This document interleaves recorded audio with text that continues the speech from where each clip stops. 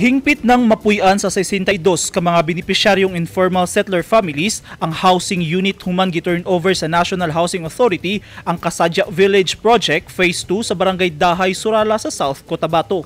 25 million pesos ang kantidad sa housing project nga gipunduhan ubos sa NHA's Resettlement Assistance Program for Local Government Units.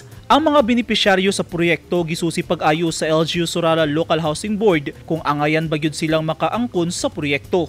Mismong si Surala Mayor Antonio Bendita ang naningkamot nga mahatag ang proyekto din iya sab gipaningkamutan nga makatukod og laing housing project alang gihapon sa mga informal settler families. Samtang ang unang giaprobahan nga Kasadya Surala Village Project Phase 1 ana sa implementation stage, sanglit gipaulahi kini aron magamit ang nahabilin nga 1.3 hektaryang propiedad sa project site alang sa relokasyon sa laing 62 ka mga benepisyaryong informal settler families. Highlights sa ceremonial turnover of the symbolic key ang awarding of certificates sa mga benepisyaryo ug ang signing sa deed of donations and acceptance.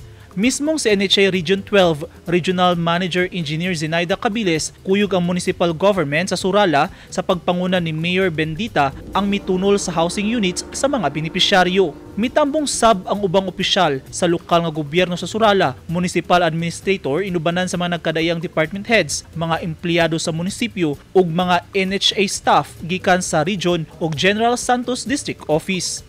Eugene Hinutan, Newsline Philippines. Stay safe.